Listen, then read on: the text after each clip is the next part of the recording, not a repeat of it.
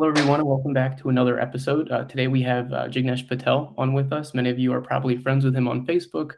He is a pretty big final expense guy, door knocking, in-home presentations, and that's what we're going to be covering today. So, Jignesh, if you maybe want to introduce yourself and tell us a little bit how you got into the business and where you've succeeded. Hey guys, how's it going? Jignesh Patel here. Friends call me Jig. Um, I started in February of 2017. Small town in Pennsylvania called Altoona, Pennsylvania, slap bang in the middle. Not much going on here, but I got in with a final expense company called Senior Life, and I started because it was telesales. I had a broken leg and no driver's license, but it just wasn't for me. So I cut off the cast and started knocking on doors. And I really started in the industry knocking on doors without leads. So, it's pretty crazy. But now I'm a lead junkie. What is the name of that movie where the guy's like chained up and he cuts his leg off to escape? Is it Saw? Yes.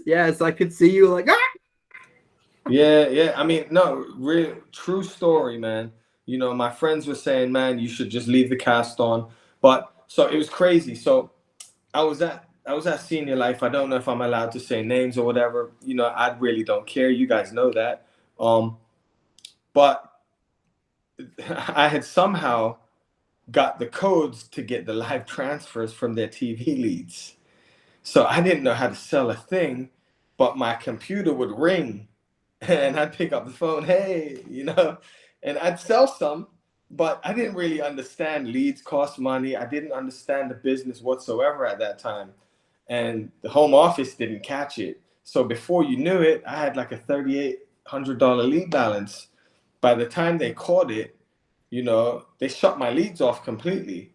So I went from telesales, being able to sell one and two here and there, still not making any money because the balance is going here, making a sale, balance goes down, goes back up, and I'm just learning at the time. I didn't really care, but when they cut the leads off, that's when it became reality. Like, if I believe in myself, I have to do something about this. I had one product, Senior Life, it was either going knocking on doors in the poorest part of my town because I had the brochures, I had the stuff, I felt confident. I had brochures. Hey, I'm the final expense benefit representative till someone lets me in. And then, someone would let me in. Before you knew it, I was making more sales than the people with cars and leads on foot, and I did. I cut the cast off. It took me like 3 hours, man. And then, yeah. And with no driver's license, Chris, so I would have to walk 3.5 miles to the poorest part of Altoona just to beat on doors. Hey, be chipper, It's like an interview every time you knock on the door. Mm-hmm. That's crazy. What are some of the toughest? I know that some of the videos you post on Facebook that some people see. Have there been any especially tough people that you managed to close in over the past year or two? Like just yesterday, actually. Just yesterday, crazy. So, we were sitting there. In fact, we went to the guy's door. In fact, we were 3 deep, 3 of us. Brand new agent, top agent on my team, and then me just tagging along. And they went to the guy's door. I think they had an appointment. Yeah, I believe they had an appointment. It wasn't even a door knock. But he told us from the gate, man, I'm not buying nothing. I don't have no money. Don't have no insurance. I mean, I don't need no insurance, don't have no money,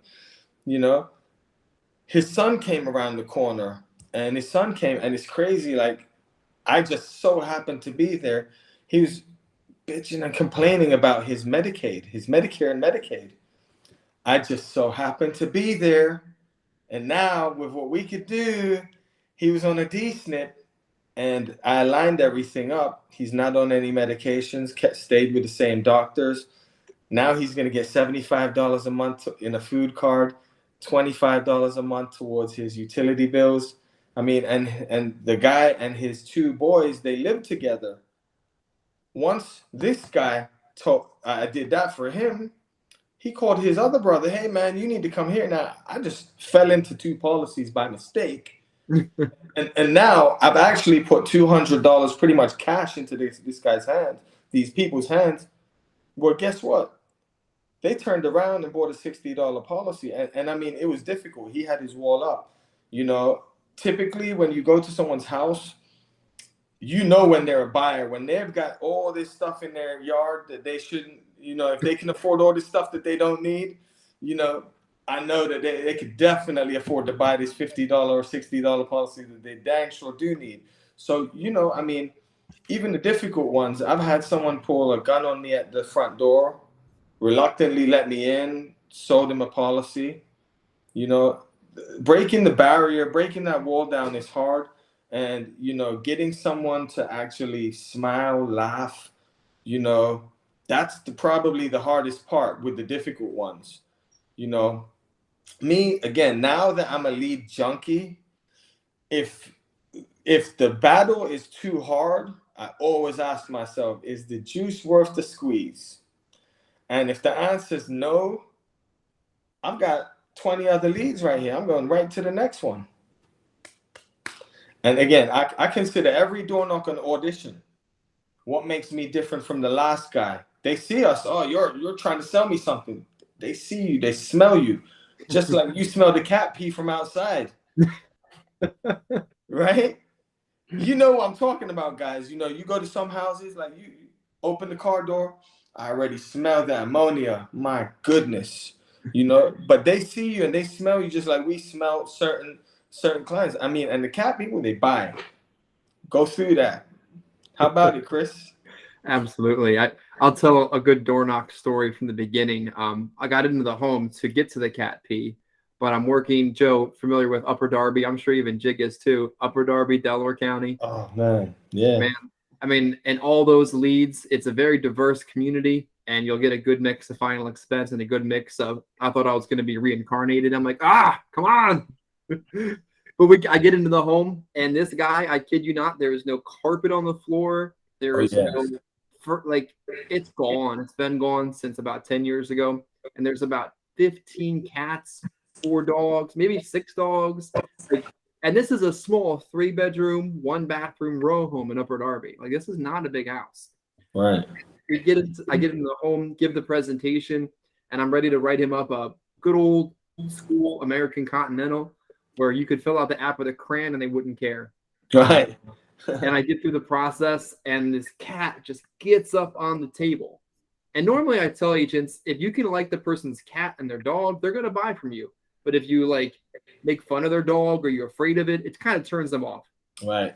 But this cat, it gets up on the kitchen counter, and it looks like it died 3 days ago. Like, this cat is not good. It's coughing like COVID 2017 everywhere. And it walks up to the Aetna application. It looks at me. It looks at the application, and I'm just trying to hold my composure because this is like $200 a month on a 70% contract. I'm like, this is awesome. I'm going to get it. Yeah. And the cat just, blood just all over the Aetna application, which I didn't just like that. But then I walked out of the home with the $200 application with cat blood on it. And I called my original mentor in the business, and I said, I've got cat AIDS. What do I do? He's like, go to the next home. Keep going. That's it. I mean, you know, I've been in so many sticky, funny, weird situations. You know, I've done a presentation where a man refused to put his pants on. I've done a presentation, you know, in Pennsylvania, it's crazy. Like, I knocked on the door the one time, and a gentleman opened the door. Well, I said, I don't remember the guy's name. I said, you know, I'm looking for Michael, whatever the guy's name was on the lead. And he said, oh, come on in. It was his brother. It was the guy's younger brother. So the guy had, you know, I don't know what was wrong with him, but he was sitting in this chair with no pants on. And I didn't quite realize what the chair was. So then I sat on this bed, and I'm really over here doing a presentation, just sniffing in the air like, I swear I smell poo. And then I realized this dude was sitting in a chair taking a poop, and there was poo smeared all over his legs and everything, man. And that was probably one of the most uncomfortable situations I've done. I didn't write that policy. I just kind of felt really uncomfortable, walked out, you know, because I didn't want him touching my stuff either. You know, so that was one. Back in the day, I used to be real uncomfortable with cockroaches and bugs and stuff like that. Not anymore, man. You know, I still hate them, but Mhm. it's not gonna just make me just leave someone's house. I mean, at the end of the day, I'll write a policy and then go buy new pants if I have to. You know what I mean? But yeah, I won't really. It doesn't shirk me. You know, I'm used to just flicking a roach right off the iPad and keep writing policy. It happens, you know, and especially in Florida where I predominantly work. You know. So I got to jump in since we're talking door knocking. Florida is a difficult market, and I've heard tons of failure stories, tons of struggle. What do you do differently in that market? Because it's probably one of the more challenging areas, even though I'll preface it by saying there is no hard area. All right. It's just mostly a mindset issue, but there are regional differences in Florida. So I'm gonna tell you, you're definitely right. It is a mindset issue, Chris, because initially, well, I moved there in 2000, I would say 19, I moved down there on and off. You know, central Pennsylvania, for me, I'm killing it in PA. You know, I love the countries. I hate working the cities, and everywhere close to where I'm at, it's country. You know, so I loved it, you know. And then I got to Florida, and there were so many obstacles. Like, I'll buy 20, 25 leads, and you know, I'm jumping for joy when I see lot 17. Man, I'm getting lot 47. But the problem in Florida is some of the trailer parks are gated communities where with a guy at the gate. So now, unless I could get a hold of a client on the phone, it's difficult to get past that gatekeeper. The second thing that I had a difficulty with when I first moved down was I don't speak a lick of Spanish. I don't speak a lick of Spanish. Even now, I don't. You know, I sell Spanish clients that don't speak English, but I don't speak Spanish anymore. So it was obstacles to overcome. But again, it's a mindset thing. It's obstacles to overcome. I don't care if I look like an Indian gringo that's using a translator app. You know, I don't really care because at the end of the day, I'm here for this reason. You know, so the obstacles, I got through them. You know, I don't know if I should be saying this on something that's live, but dude, on one of those keypads, if someone don't answer, I'm pressing all the buttons. Boop, boop, boop. It's when someone answers, hey, delivery, they're letting you Mm-hmm. right in, and then I'm going to my client's house. You know, Mm-hmm. and honestly, you know, as crazy as that sounds, 8 or 9 times out of 10, guys, that client is happy that you did come over there and you actually went through the process and helped them with a life insurance policy. If it's someone like myself, I know you're probably very detailed. You go over the differences of the type of policies. If there's any living benefits, you probably go over why not to pull out of your cash value. You know I do. So at the end of my whole sales process, I definitely feel that they the client feels a big value in them filling the card out and me actually visiting with them. You know, if there's no value, man, I'm not wasting my time. I'm not trying to hang out, not trying to, you know, making a friend. Cool. If I see that there's nothing here, I'm out. I'm not going to waste my time or the clients for that matter. You know? Well said. Is that something that you see with new agents? I think a lot of the time they're kind of scared to buy a lot of leads and to get in front of people. What are some, if you had a new agent who was a little bit, tentative to maybe someone who's more introverted or hasn't done it before, is there any tips that you give people, like basic ones, when Right. they're going up to their first doors and doing their first presentations? Well, so I absolutely do. Now, you know, with leads, there's so many different vendors out there. So with leads, I personally recommend mailers, especially if you're going to be doing door knocking and stuff like that for multiple reasons. My number one reason is you could work way more efficiently using mailers. They have a longer shelf life. But what I mean by the first statement that you can work more efficiently is if I buy, let's say, internet leads, telemarketed leads, Facebook leads, I'm not going to be able to buy by a county and be able to really just say, hey, I only want to work this county. You know, I can set a pin on a Facebook lead and it's maybe a 30 or a 50-mile radius. Well, I might be 40 minutes away from my house going up north. 3 or 4 leads there in my pack of 20, where there's, an hour and a half south of there's 2 or 3 leads. So, for efficiency's sake, with the price of gas now, everyone's complaining. For the, for economy's sake, I always say, work with leads that are efficient. Now, if you're only able to buy 20 leads, don't do the internet or the Facebook or those, because they will be all over the good Lord's creation, right? Now, if you do, if you can only buy 20 leads, no problem. Now, if you have one county that they're in, it's going to be a lot easier to set a route. The way things are, everyone's calling everyone. Even when we call them, they think that we're telemarketers now, even though they filled something out. So it's going to be easier to make a route of 20 leads that are in one county, because 7 of them will be in one city, then 3 or 4 in the next town over. And then, it just makes it way more efficient, way easier to collect your money. As far as the leads go, consistency is also key, Joe. Consistency is a key. What I've noticed a lot of is an agent will buy 50 mailers, get so excited when they sell some policies and this and that, but won't have the discipline to say, all right, well, I spent $1,500 on these 50.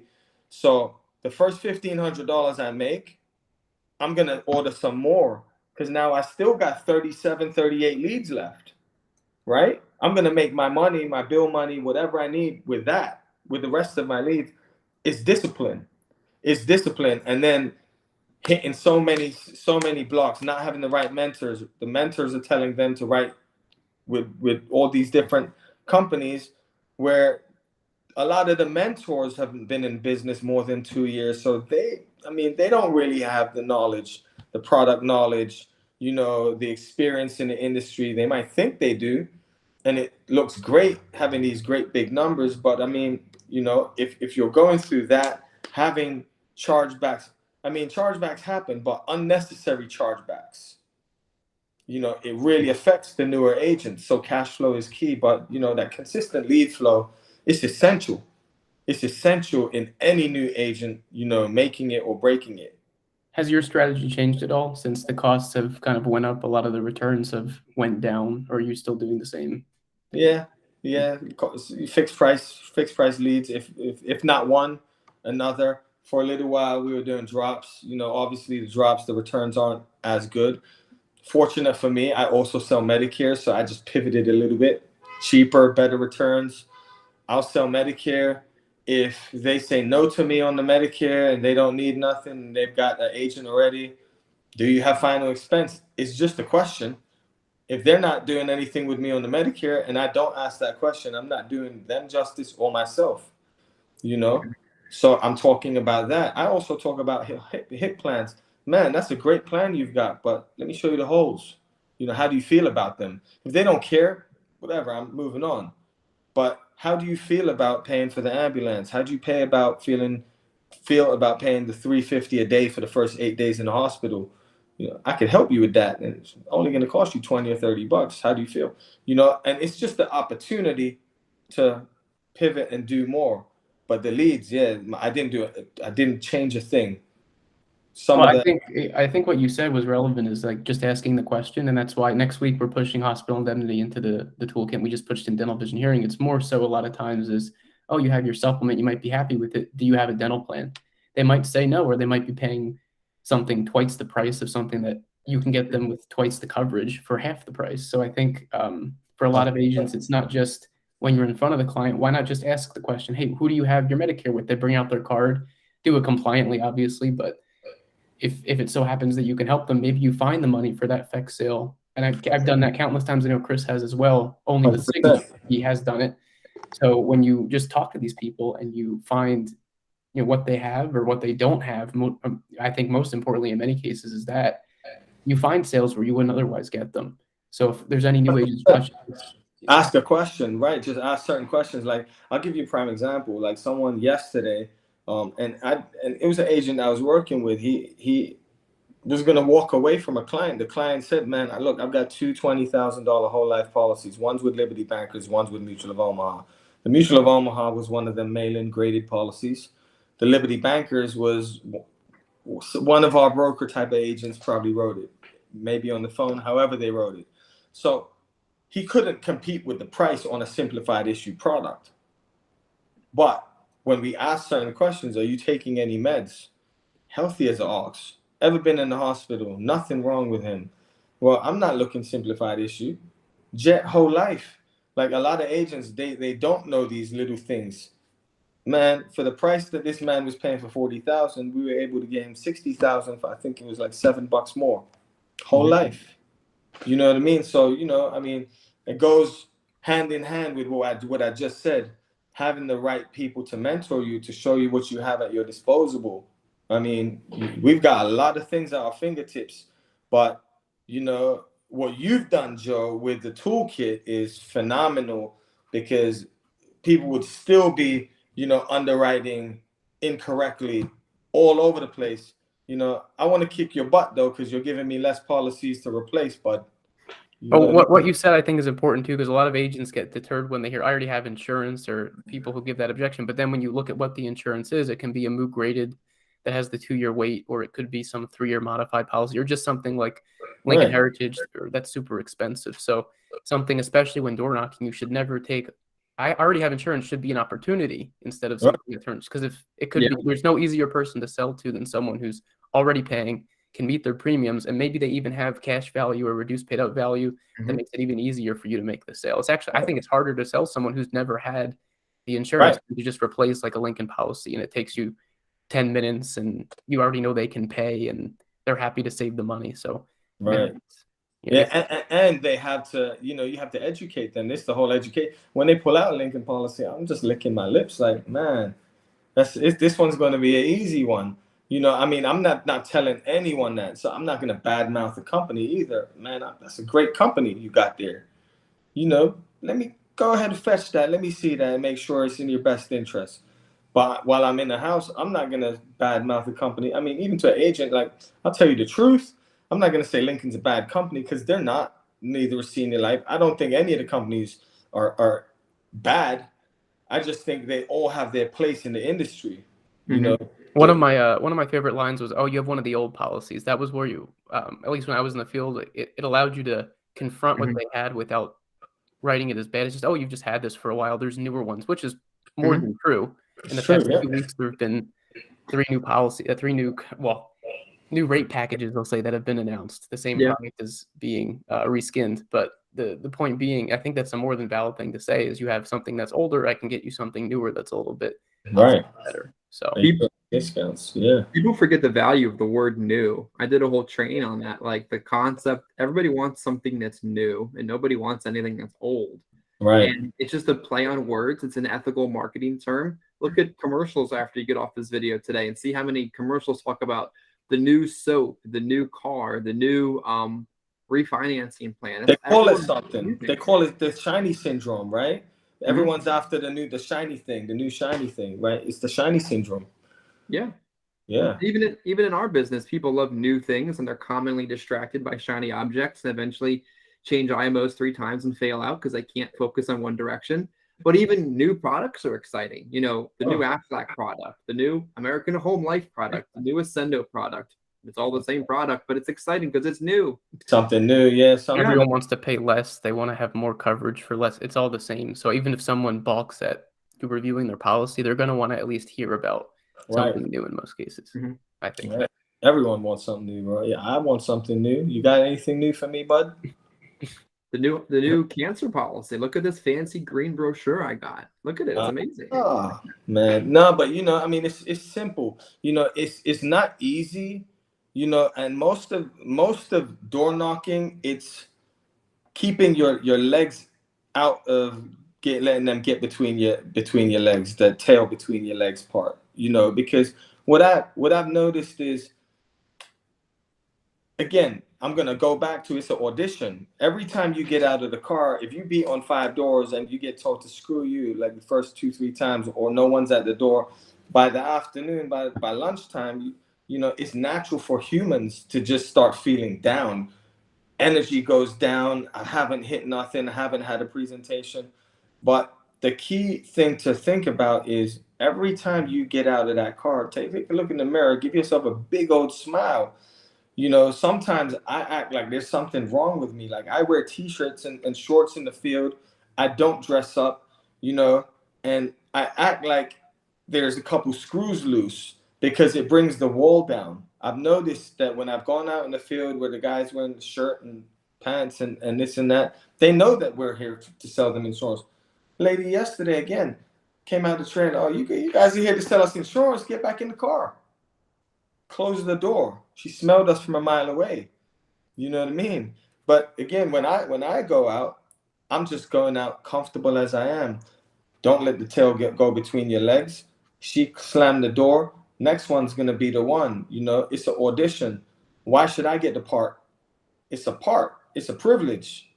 You know, there's thousands of people that could be selling you this insurance policy, but it's a privilege for me to be able to sell this. So why should I?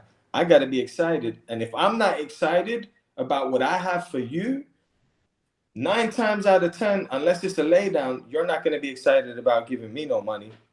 It's just the way that I believe, you know? Yeah, I think we've covered some great points. Is there anything that you want to leave any agents with who might be watching and want to improve their presentation or their door knocking approach that we haven't already covered? I don't have anything in particular, but, you know, if anyone wants to reach out, you know, I'm like Chris. I'm pretty approachable. Facebook is the best place. Yeah, Facebook's the best way. I'll get to you when I can.